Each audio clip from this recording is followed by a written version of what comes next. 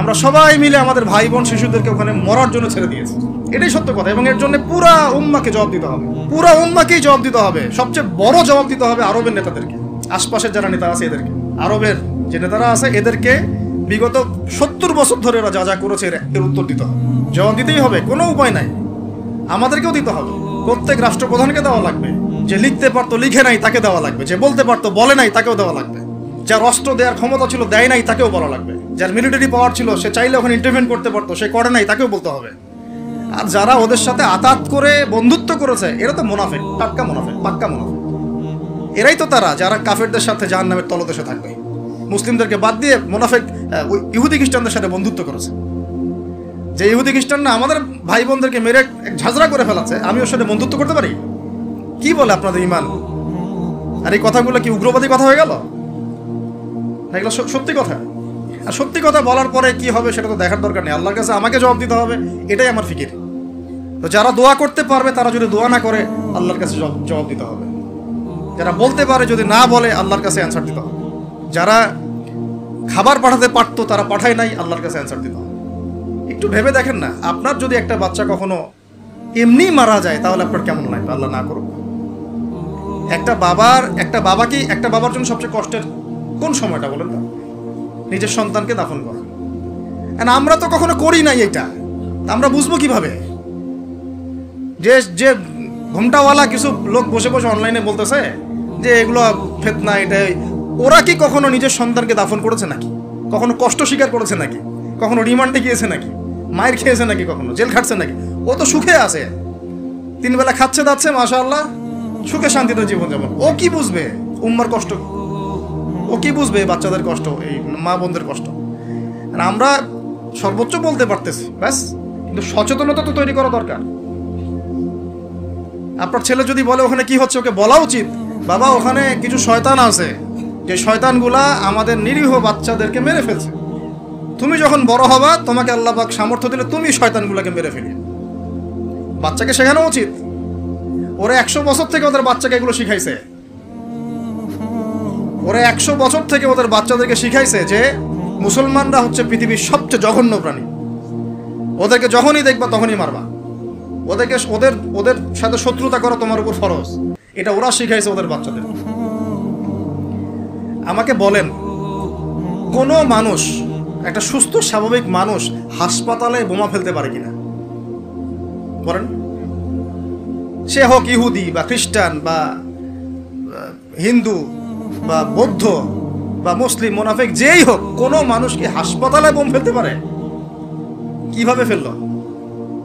তাহলে কি পরিমাণ ক্ষোভ তারা ভিতরে ভিতরে লালন করে আপনার কি বোঝার বাকি আছে? ওরা সুযোগ পাইলে একটাকেও ছাড়বে না, সবাইকে মেরে ফেলা। এই জন্য অল্প অল্প করে আগাচ্ছে, অল্প অল্প আস্তে আস্তে। আমি এটা নিয়ে বিস্তারিত আলোচনা করছি বিগত প্রায় 1 মাস থেকে, আরো 5 বছর থেকে বলে আসতেছিলাম। লাস্ট 1 মাসে আপনারা দেখছেন এখন কি হচ্ছে। ধারাবাহিক এরকম সেশন আসবে ইনশাল্লাহ। আরো অনেক কথা আছে, কিভাবে এই জায়গা তারা আসলো, এটা 4টাখানি কথা না, বিশাল হিস্ট্রি।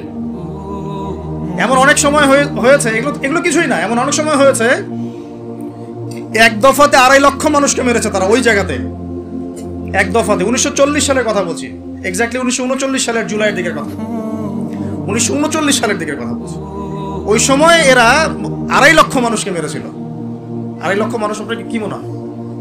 এভাবে যদি আমি পরিসংখ্যান দিতে থাকি এখানে আজকে 3টা-4টা বাজবে। আমার কাছে কিতাবও আছে রেডি করা, এবং ইনশাআল্লাহ আল্লাহ পাক চাইলে ওটা পাবলিশও হবে ইনশাআল্লাহ। তখন আপনারা বাসায় পড়ে নিয়েন, দেখেন কি হচ্ছে আসলে। তো মূল কথাটা হচ্ছে, ভাই আমি তো দোয়া করতে পারি, আমার তো করা উচিত, আমার ব্যথিত হওয়া উচিত, আমার কুনুতে নাজেলা পড়া উচিত। যদি আমার আরো বড় সামর্থ্য থাকতো অ্যাটলিস্ট ওখানে ত্রাণ পৌঁছানো উচিত ছিল, বা আরো যদি বড় ক্ষমতা আল্লাহ পাক আমাকে দিতেন তাহলে ওদের মুখের সামনে বলা উচিত ছিল এটা অন্যায়, জুলুম, এর প্রতিবাদে আমরা জাতিগতভাবে পাশে আছি ফিলিস্তিনিদের, এবং মুসলিম রাষ্ট্রগুলোর ঐক্যবদ্ধ হয়ে একটা ফোরাম গঠন করা উচিত ছিল এদের বিরুদ্ধে। কিসের শান্তি চুক্তি আর কিসের নেগোসিয়েশন? কোনো কথা আর বাকি আছে? এদের সাথে একটা ভাষাই বাকি আছে এখন, অস্ত্রের ভাষা, যুদ্ধের ভাষা। একটা ভাষাতেই কথা বলা বাকি আছে, আর কোনো ভাষাই নেই এদের সাথে কথা। তুমি হাসপাতালে বোম ফেলে 600টা মুসলিম বাচ্চাকে হত্যা করে ফেলছো, তোমার সাথে কিসের কথা? একটা কথাই হতে পারে, সেটা হলো যুদ্ধের ভাষা, অথবা এই পুরো ভূমি থেকে তোমরা চলে যাবা পশ্চিমে। এটাই ছিল আমাদের ভাষা। কিন্তু বিগত ৭৫ বছর ধরে আমরা এগুলো করতে পারি না। একটা দুইটা বছর না রে ভাই, ৭৫ বছর ধরে আমরা এগুলো করতে পারি না। তো আমি এখানে গলা ফাটায় আমার আবেগ ঝেড়েও কি লাভ হবে তাও জানি না। অ্যাটলিস্ট আমরা আমাদের জবাবটা তো আল্লাহর কাছে দেওয়া লাগবে। আল্লাহ পাক আপনার অপারগতাও জানেন, আপনার সামর্থ্য সীমাও জানেন। আল্লাহ পাক দেখবেন এর মধ্যে থেকে আপনি কি করেছেন, দেখবেন কি না। তো এখন ভাই আমাদের কি এইসব মোবাইল, সেলফি, হাবি জাবি এগুলোই জীবন, না আমাদের কি চিন্তা করতে হবে? একটু চিন্তা করতে গেলে প্রথম সলিউশন পড়াশোনা করতে হবে, কোরআন পড়তে হবে। যে যাই বলুক কোরআন পড়লেই হয়ে যাবে, সেই হয়ে যাবে, সব কথা বাদ দেন, আপনি কোরআন পড়েন। যে যাই বলুক না কেন, আপনি কোরআন পড়তেই হবে, আপনাকে এর অনুবাদ আপনাকে পড়তেই হবে, তাফসির আপনাকে ঘাটতেই হবে, পাশাপাশি নবীর হাদিসগুলো আপনাকে পড়তে হবে। অবশ্যই কোনো না কোনো আলেমের সোহবতে থাকতে হবে। উদ্বাস্তুর মতো জীবনযাপন করবেন না এই 10 জন 20 জন সার্কেল নিয়ে। ওলামায়ে কেরামদের মতো যারা হক্কানি ওলামায়ে কেরাম, তাদের কাছে এসে পরামর্শ করে চলাফেরা করবেন, যাতে আপনি বিভ্রান্তির শিকার না হন, পরামর্শ করতে পারেন। বাংলাদেশে কি আলেম ওলামার অভাব আছে? যত তাদের মধ্যে বিভক্তি থাক, যতই তারা একে অপরের সাথে কলুশনে থাক না কেন, যত দল থাক, তারপরেও আপনি ওলামায়ে কেরামের সাথেই থাকবেন। এবং হকপন্থী চিনে নিবেন। হকপন্থী আর মুনাফেক চেনার সবচেয়ে উপযুক্ত সময় কোনটা সেটাও বলে দিই। হকপন্থী ওলামায়ে কেরাম আর মুনাফেক যারা মুসলিম উম্মার ভিতরে কাজ করছে আমাদের মতো লেবাস পোশাকে, এটা চেনার, ফাইন্ড আউট করার সবচেয়ে শ্রেষ্ঠ সময় হচ্ছে উম্মার এই সংকটপূর্ণ সময়গুলা।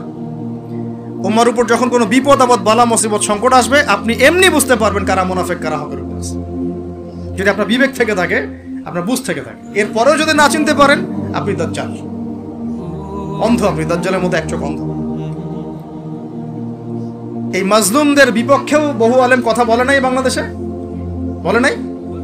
তা আপনাকে আমি আর কিভাবে চিনাবো, কিভাবে চোখে আঙ্গুল দিয়ে চিনাবো যে আসলে কারা হকপন্থী কারা বাতিলপন্থী?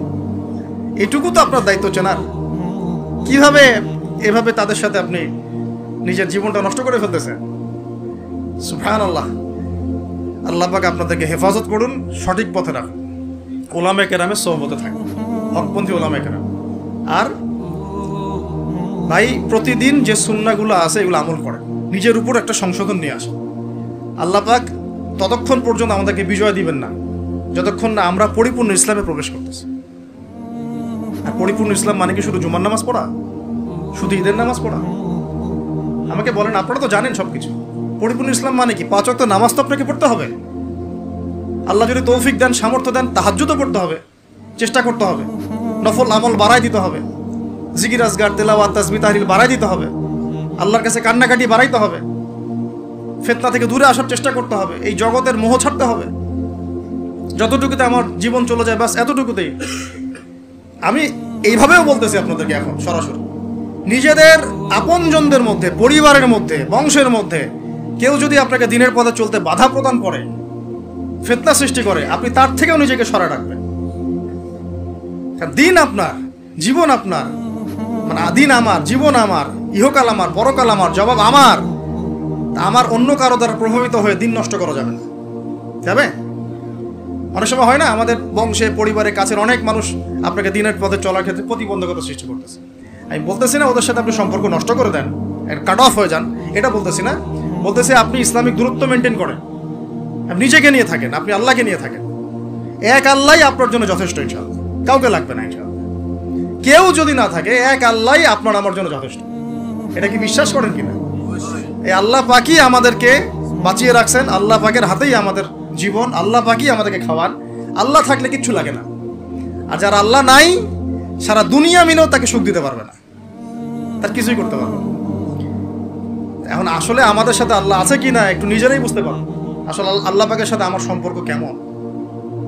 আল্লাহ বলে ডাকলে বা আল্লাহর কাছে দোয়া করলে কি আমার ভিতরে কোনো অনুভূতি আসে কি না?